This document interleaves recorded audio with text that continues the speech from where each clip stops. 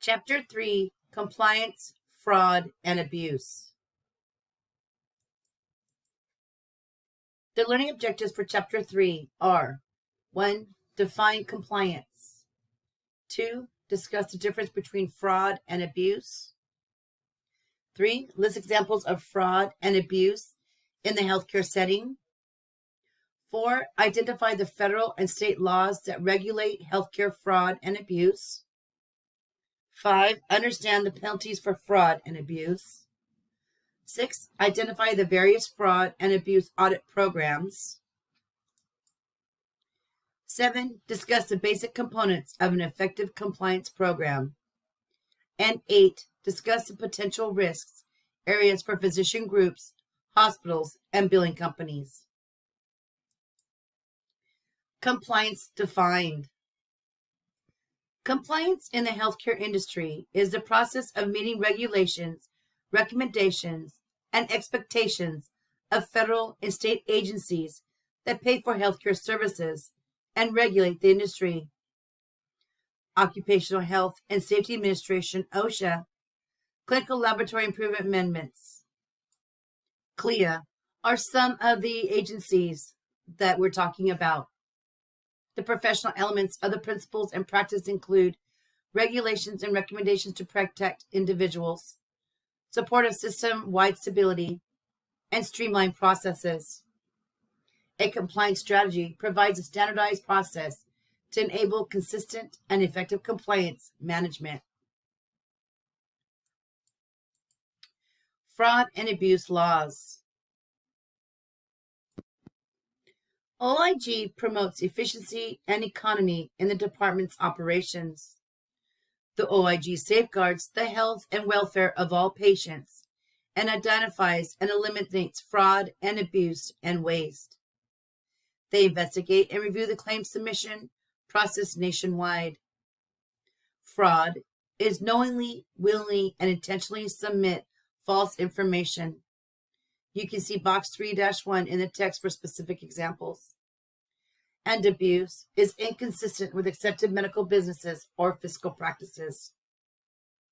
If a coder or billing specialist has knowledge of fraud or abuse, are they required to maintain a written audit trail with dated memoranda? And that would be yes, they are.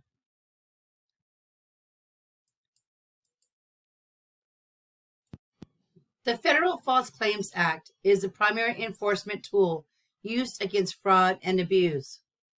Queen Tom provision allows a private citizen to bring a civil action suit on behalf of the federal government. Criminal False Claims Act was applied to the healthcare industry after HIPAA. Specific amendments were made to deal with the crimes related to the healthcare claim, fraud, and abuse. Civil False Claims Act authorizes the United States to recover monetary damages from parties who file fraudulent or false claims for payment by the federal government. Stark 1 and 2 deal with self-referral of patients for financial gain. Anti-kickback statute eliminates discounts, rebates for Medicare and Medicaid services. Safe harbors are protected from this ruling. Operation Restore Trust, launched in 1995, was designed to coordinate the activities of the OIG, along with the CMS and other DHS entities, in identifying and preventing fraud. Other laws are in place to eliminate fraud and abuse. The FDIC, the ORT, and the CCI are some examples. You must be in compliance with all regulations to avoid sanctions or penalties. Increased compliance, audits, and oversight. Recovery audit contractors, the RACs, are companies that contract with Medicare to recoup money from inappropriately paid claims. The goals of MIP, which is Medicare and Medicaid integrity programs, are to identify and reduce Medicare overpayments through a series of audits and reviews of provider claims and cost report data. The ZPICS are the Zone Program Integrity Contractors.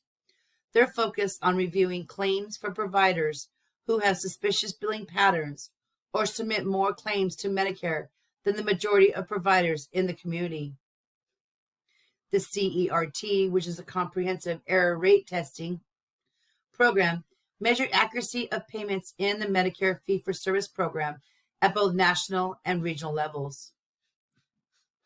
Healthcare Fraud Prevention and Enforcement Act team, also known as HEAT, was established to build and strengthen existing programs to combat Medicare and Medicaid fraud and to crack down on fraud perpetrators.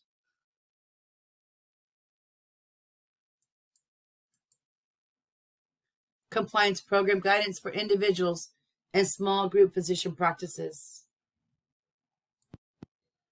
A P&P will set out a compliance plan that complies with HIPAA standards. Reasonable safeguards should be outlined in the P&P, and permissible incidental uses and disclosures should be identified as the plan is put into action. A well-designed compliance plan will improve efficiency, minimize mistakes, and reduce the likelihood of an OIG audit. Mitigating risk is the most important result of a good compliance plan. Always have a contact for the compliance plan. Remember, for your compliance plan, internal monitoring and auditing, implementing compliance and practice standards, designating a compliance officer, training and education, responding to offenses and developing corrective actions, establishing open lines of communication, and enforcing disciplinary standards. These are all things that should be part of the compliance plan. What to expect from your healthcare practice. Healthcare workers must be aware of the potential liabilities when submitting claims for payment that are deemed to be fraudulent or inappropriate by the government. The government may impose significant financial and administrative penalties. And every healthcare organization or practice has different policies and procedures. Fraud can result from deliberate, unethical behaviors or simply from mistakes and misuse and cues that cause excessive reimbursement. Although every healthcare organization or practice has different policies and procedures, there are similarities. Adherence to all laws and guidelines that regulate and pay for healthcare services.